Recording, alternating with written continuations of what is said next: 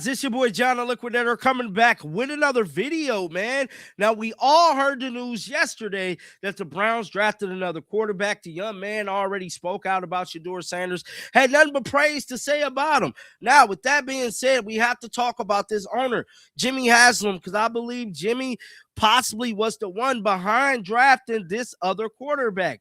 Now, with that being said, Todd Monken has made his apparent very clear. Shedeur Sanders reps, everybody else reps will not be affected with the acquirement of Taylor Green. Now, something else that has been dismissed by Andrew Berry is that they're getting rid of Dillon Gabriel. Now, for whatever reason, they trying to keep Dillon Gabriel is beyond me. Because I'm telling you right now, he just don't fit in a Todd Monken system. You can look at his size, look at his attributes, look at how Todd Monken previous offenses has been ran, and unfortunately, Dillon Gabriel name don't check none of the damn boxes. So for whatever reason, I don't know what it is, why they keeping Dillon Gabriel, at least for now. There was a lot of reports coming out that he was going to be leaving, and I'm here to tell you, I think it's Jimmy trying to keep Dillon Gabriel at this point. Now, with that being said, Jimmy liked quarterbacks. He liked drafting one every damn draft. And I'm here to tell you, Todd Monken let his feelings be heard, I should say, yesterday with addressing Jimmy HASLAM, man. He pretty much exposed him, y'all. Let's just listen to this. As we've spoken before, at any position, that doesn't mean equal reps. I mean, there has to be some form of a depth chart per se. Everybody has a chance to compete. They're not always going to get equal reps, if that makes sense. You know, it's what is a competition? Every guy that's in training camp, every guy that's part of a roster, the amount of reps they get, that's to be determined. Yeah, see, Green's going to get some reps, but that doesn't mean he's getting the quality reps, okay? Right. That doesn't mean that he's competing for the starting job.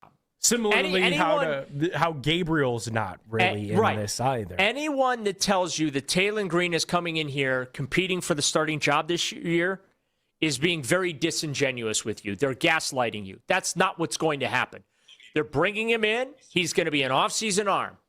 And then if they like what they see, they're going to keep him around. Andrew Berry said, they like 3 quarterbacks on the active roster, 1 guy on the practice squad. Guess what? Taylor Green's going to be your practice squad quarterback. Your 3 on the active roster are the 3 guys they got now. Exactly. And so I'm telling you right now, Mary Kay is going to get the cooking tomorrow.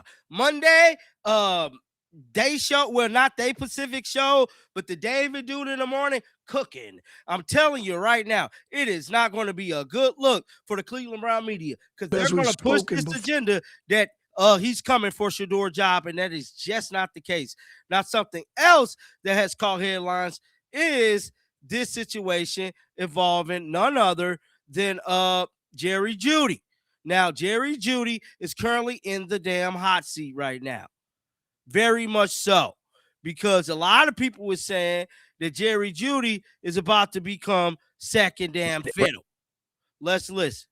Me that they, guys like Bond and Seth Tillman are really going to have to up their game, and that's okay because competition's good. But yeah, Casey Concepcion is a touch guy. He's a guy that's going to be in the slot. I always talk about easy yards because as a quarterback, you have to have guys that make plays for you. When guys make plays for you, it kind of increases your confidence and it gets you into rhythm. 2nd and 2, if he can break a tackle and get 8 yards, now you're 2nd and 2, you can take those play action shots downfield. There's so much you can do with a guy who doesn't need everybody else's help to make yards. And then you get Denzel Boston. You get that classic outside long receiver who's going to win contested balls, red zone. And again, what both these guys do if they're on the field, now what do you do with Harold Fannin? Now do you have to play nickel, which is going to increase the run game? So, yeah, these guys don't overlap at all. And I will say this about Casey Concepcion. I've done a ton of film study on him, and I would say if you want to kind of view what he does really well, watch the gauntlet from the combine. And all that gauntlet tells me is how easy does a guy catch the ball. And when you watch that gauntlet, Casey Concepcion catches the ball very easy. He doesn't fight it. He doesn't let it into his body. Sometimes when your calling card is run after catch, which his is, you have a tendency to turn your head and get upfield because that's what you get paid for. Casey Concepcion is getting paid to run with the ball when he catches it. So those are concentration issues, and there's a difference between a concentration drop and a talent drop. He has all the talent in the world. He catches the ball very easily. He's just got to make sure that he looks it into his tuck. And those are things that when, Monk is talking about these developmental things, you can't develop non-talent. You can develop concentration issues. So I don't think it's an issue whatsoever. Obviously something he's got to work on, but something that's very fixable for a guy who catches it naturally. Yeah, man. So at the end of the day, Jerry Judy's in trouble. I don't know about everybody else, but he got to make his money this year. I don't see him stand with the team after this, but this is a caller breaking down Taylor Green situation. Taylor Green for me is a guy 6'6", he's 330, like you said, 6'6", he's 230, all the measurement stuff. But he's also a guy with great potential. But then you look at what he did in college. He's freshman of the year at Boise State. He throws for 2,000 yards. He throws for 6,000 yards in 2 years at Arkansas. He has 59 touchdown passes. He rushes for 1,300 yards. So not only are you getting a guy that you think is developmental, but there's been some production there. He's almost thrown for 10,000 yards at the college level. So it's not like he hasn't, you haven't seen anything out of this guy. He's done a ton of things. And I was an anti-take a quarterback position at quarterback, at anywhere in the draft. And here's why.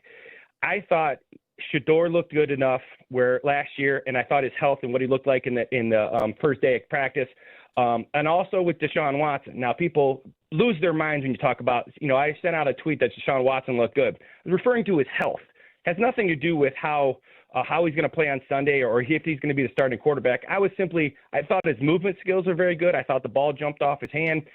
There's your veteran. So you have two projects already with Dillon and Shedeur. Then you got the backup possibly. He's going to be here. If that's going to be a 53-man spot, you got to utilize it, even if it's a backup.